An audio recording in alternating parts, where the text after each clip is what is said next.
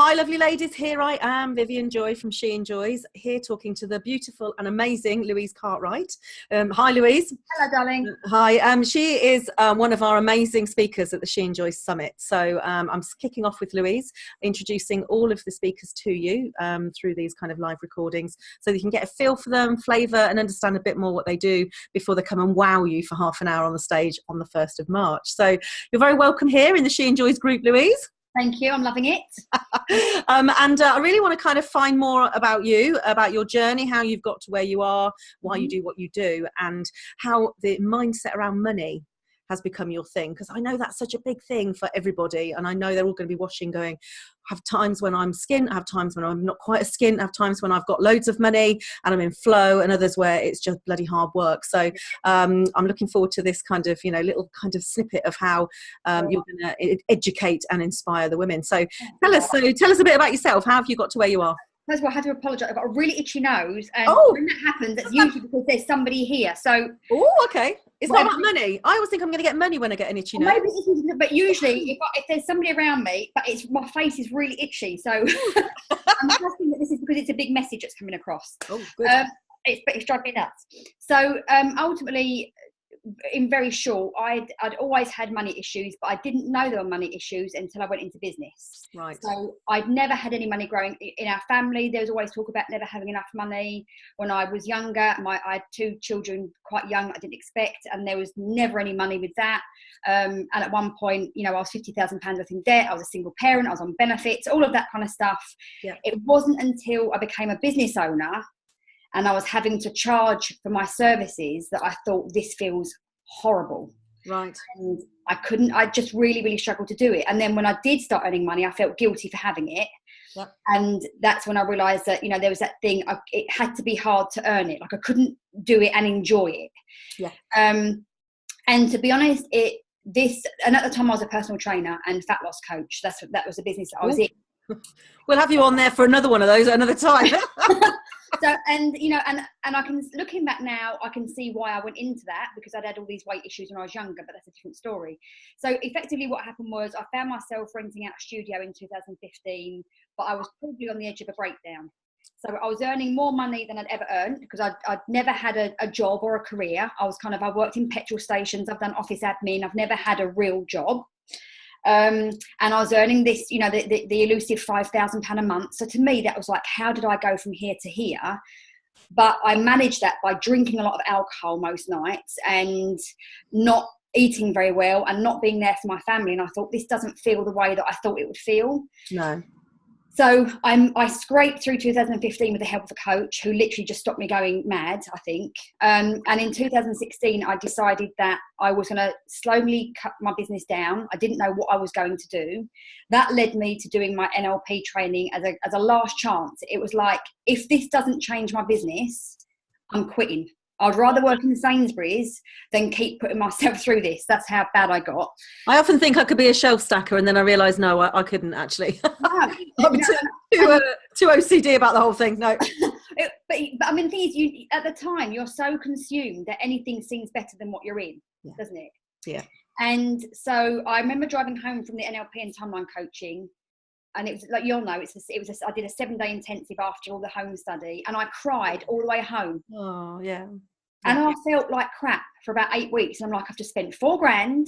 I don't feel any better. Why has my life not changed? Why have I not got clients knocking down my door?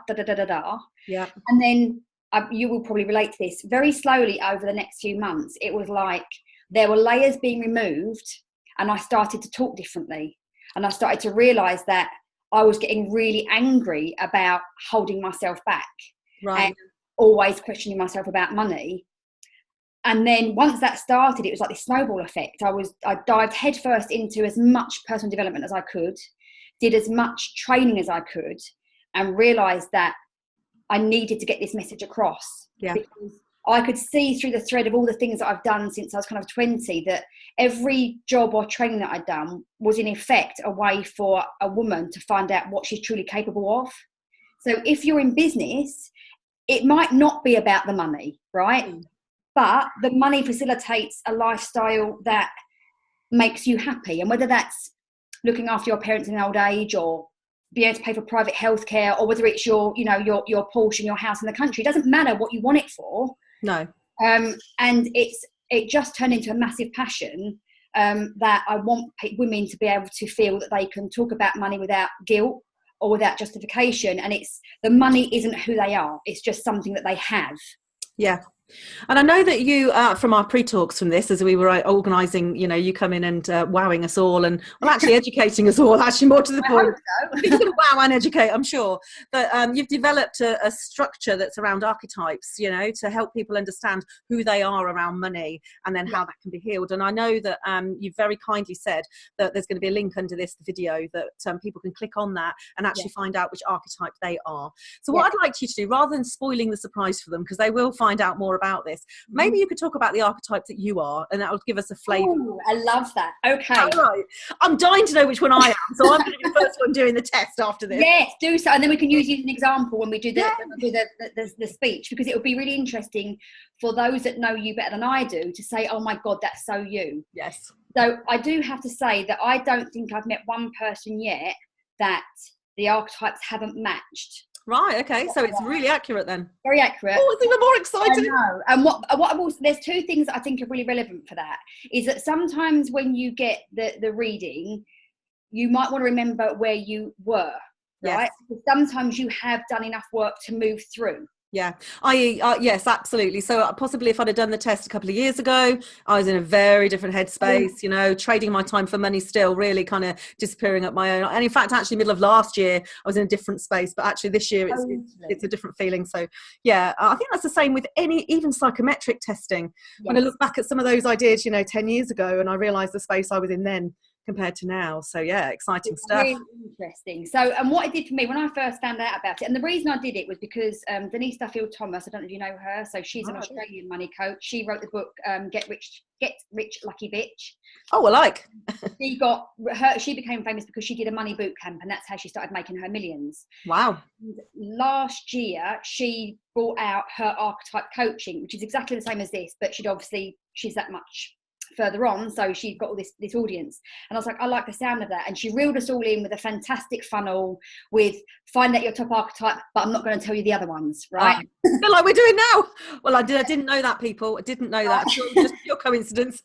So I was like, I need to know that, because if this is what I feel passionate about, I want another tool that can help people. If you're not 100% sure what limiting beliefs are, but you can see them in your archetype profile, if you're very visual or you need some kind of proof, it helped. Yeah. So I did the test, and I'll show you the pretty little card. So I came out number 1 as a ruler.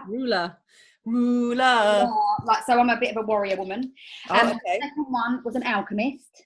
Ah, so these are like the order of which you'd do them, basically. Yeah. Okay. So basically, you get an animite connector. So they're my top 3. Oh, okay, brilliant.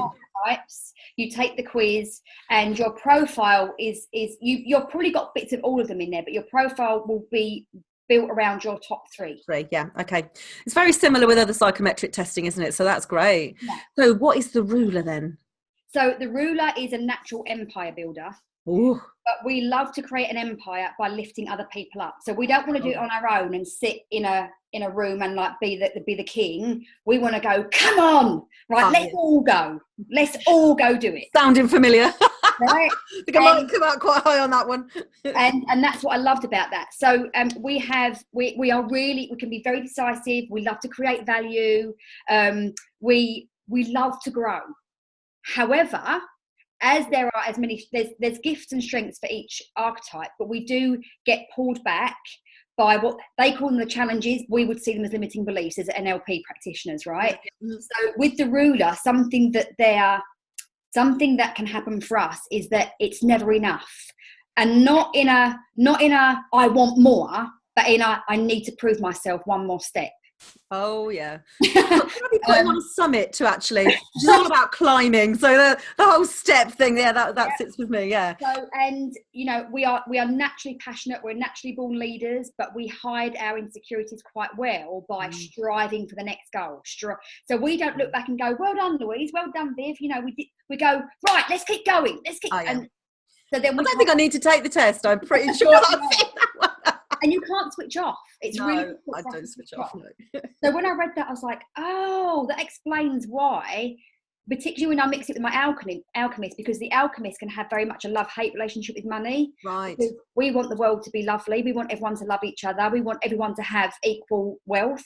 Yeah. So the ruler wants to make it. The alchemist feels bad about that. Yeah. So it's fascinating, isn't it? Do you know what?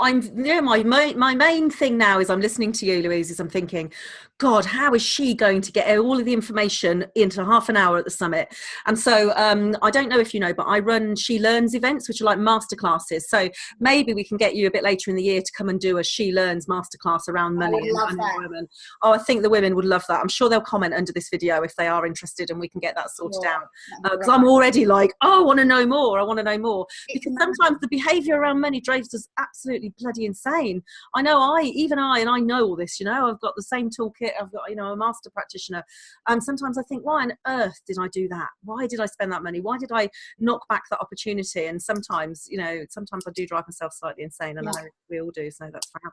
Very excited, can't wait to meet you in the flesh. I feel like I know you already. That's a beautiful. I know, it's bad. Yeah.